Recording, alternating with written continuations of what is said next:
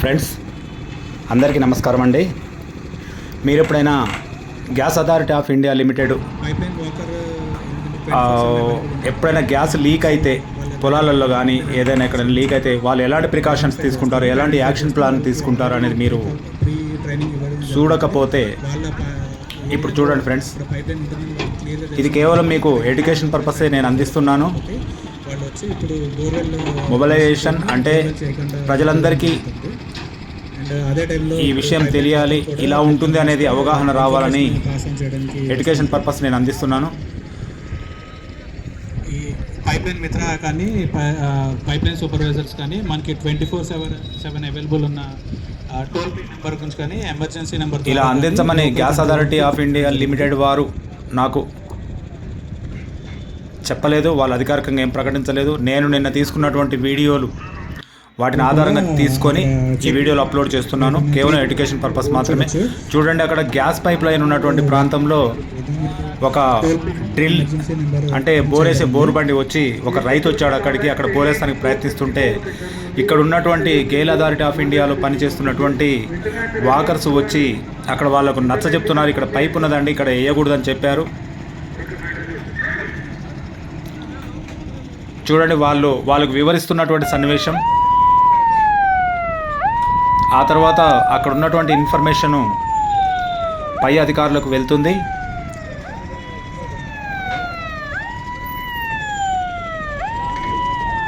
అక్కడ పైప్ ఉన్నది కనుక పై అధికారులు ఎవరైతే ఉన్నారో వాళ్ళందరూ అలర్ట్ అవుతారు.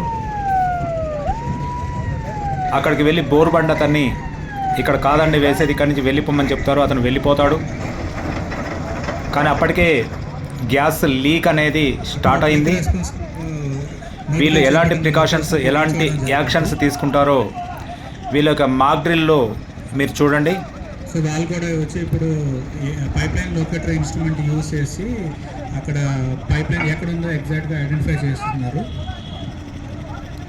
ఈ సిస్టమ్ అంతా కూడా జీపీఎస్తో సింక్ అయి ఉంటుంది. సో పైప్ లైన్ ఎగ్జాక్ట్గా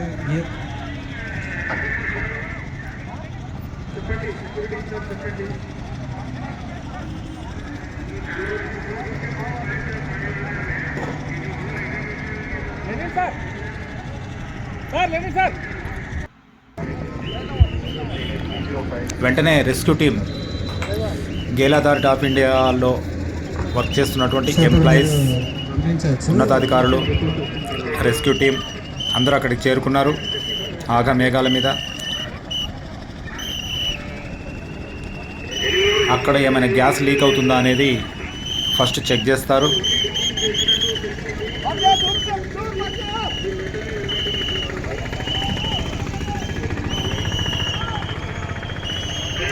ఆ ప్రాంతాన్ని రెస్ట్రిక్టెడ్ ఏరియాగా రౌండప్ చేసి ఉంచుతారు. చూడండి, ఆ ప్రాంతంలో ఏమైనా గ్యాస్ లీక్ జరిగిందా అని వెంటనే వాళ్ళు టెస్ట్ చేస్తారు.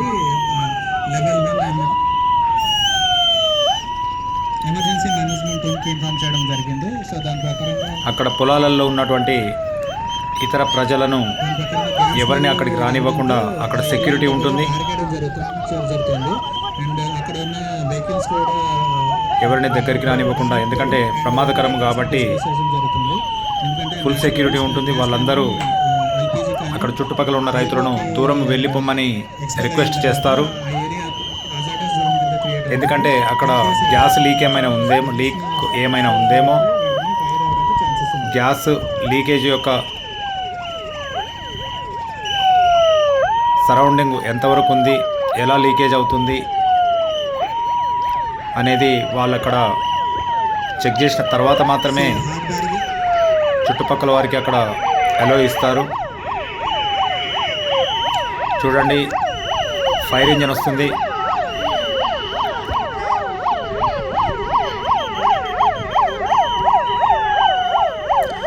గ్యాస్ లీక్ అది చాలా ప్రమాదం కనుక ప్రతి ఒక్క డిపార్ట్మెంట్ వెంటనే అప్రమత్తం అవుతుంది. క్షణాల మీద ప్రతి ఒక్క అధికారులు అక్కడికి చేరుకుంటారు.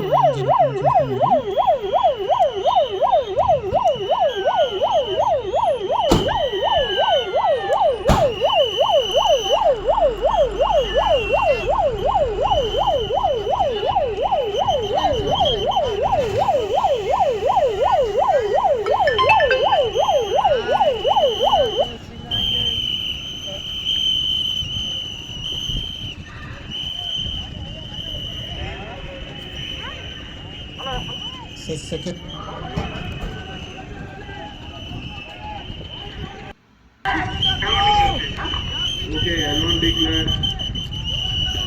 వీళ్ళు సెక్యూరిటీ ఎర్ర జెండాలు పట్టుకొని మాత్రమే ప్రజలను దగ్గరికి రావద్దని హెచ్చరిస్తారు.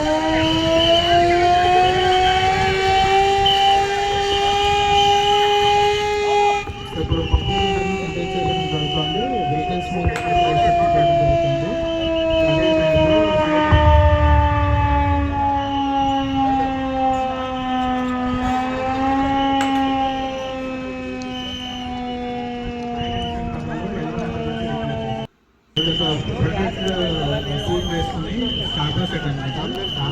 ఈ హజారస్ ఏరియా ఉంటుంది కాబట్టి జనరల్గా ఆక్సిజన్ అంతా డిస్టర్స్ అయిపోతుంది.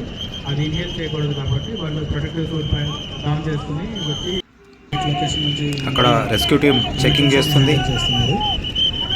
వాళ్ళ ప్రైమరీ రెస్పాన్సిబిలిటీ ఏంటంటే fire safety team, security team,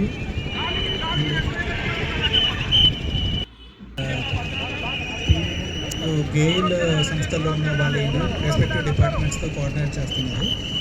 site incident controller primary responsibility ఏంటంటే సైట్ వాళ్ళ ఆధీనంలో ఉంచుకొని చేసే వర్క్ అంతా కూడా వెల్ కోఆర్డినేటెడ్ అండ్ సేఫ్. వాళ్ళు క్లియరెన్స్ ఇచ్చిన దాని ప్రకారంగా ఎమర్జెన్సీ రెస్పాన్స్ టీమ్ లీడర్ లేదా సైట్ ఇన్సిడెంట్ కంట్రోలర్ మెయింటెనెన్స్ టీమ్కి గో హెడ్ ఇచ్చారు. సో దాని ప్రకారంగా ఎక్కడైతే అన్ఆథరైజ్డ్గా డ్రిల్లింగ్ జరిగిందో అక్కడ మాన్యువల్ చాలా సెక్యూరిటీగా ఉంటారు. బయట నుంచి ఎవరిని దగ్గరికి రానివ్వరు. అక్కడ డ్రిల్ వేసిన దగ్గర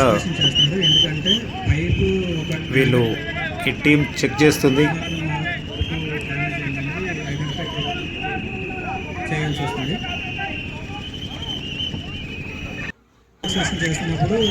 చూడండి, గ్యాస్ లీక్ అవుతుంది అక్కడ. అంటే సాధారణమైన లీకేజీ.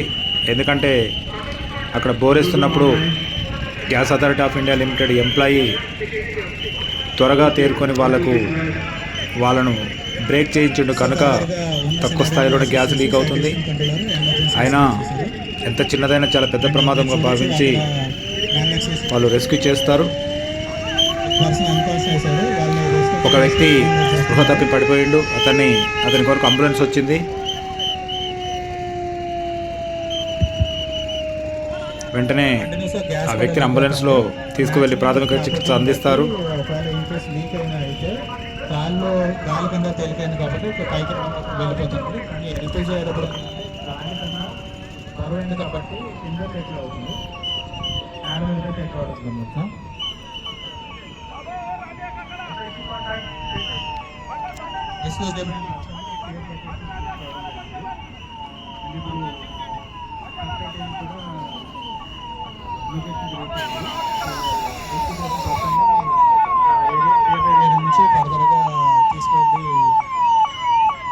వెంటనే స్పృహ తప్పి పడిపోయిన వ్యక్తిని అంబులెన్స్లోకి షిఫ్ట్ చేస్తున్నారు.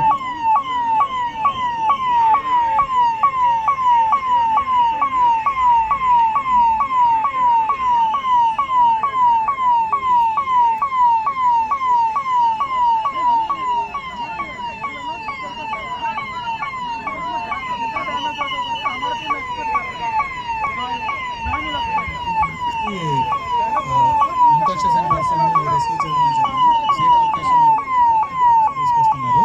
ఎందుకంటే ఇంకా అన్కాన్షియస్ స్టేట్లోనే ఉన్నారు. ఫర్దర్గా ట్రీట్మెంట్ ఇవ్వడం కోసం అంబులెన్స్లో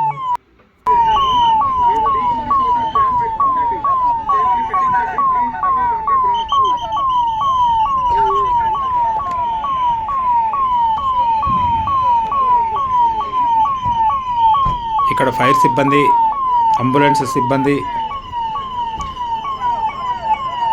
కంపెనీకి సంబంధించినటువంటి రెస్క్యూ టీం చాలా అలర్ట్గా ఉంటారు.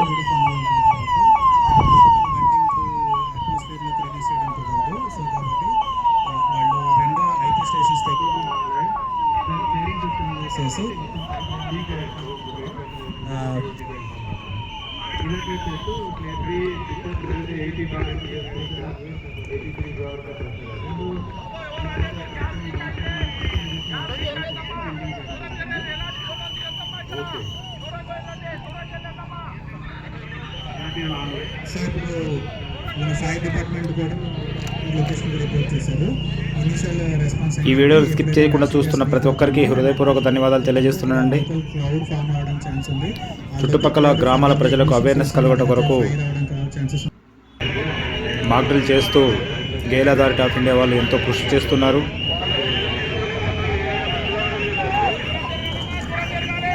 అండ్ ఇనిషియల్గా కూడా మీరు initial first aid response team కానీ తర్వాత ఫైర్ అండ్ సేఫ్టీ టీమ్ కానీ అక్కడ ఈఆర్టీ టీమ్ కానీ చూస్తే అప్విండ్ డైరెక్షన్ నుంచి ఉన్నారు. మీరు వింగ్స్ ఆఫ్ ఏ డైరెక్షన్ గమనిస్తే మొత్తం టీం అందరూ కూడా అప్విండ్లోనే నుంచి ఉన్నారు.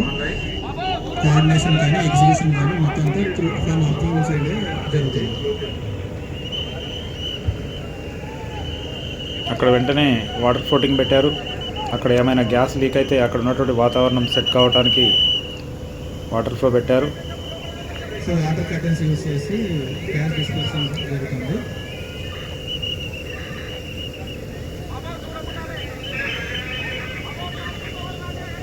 పిఏఎల్ వాళ్ళు కూడా రెండు సైడ్స్ నుంచి ఇన్సెన్స్ రెండు సైడ్స్ నుంచి మెయిన్ వాల్స్ క్లోజ్ చేయడం జరుగుతుంది.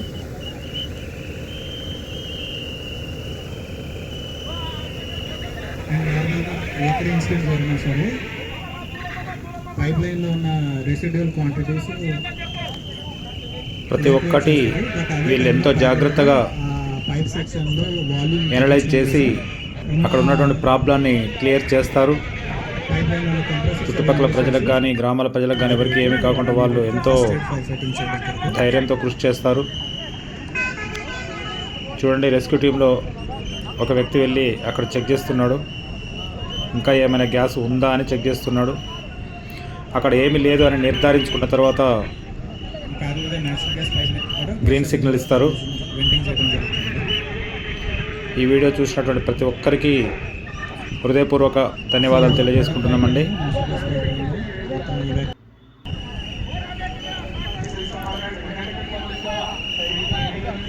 Thank you.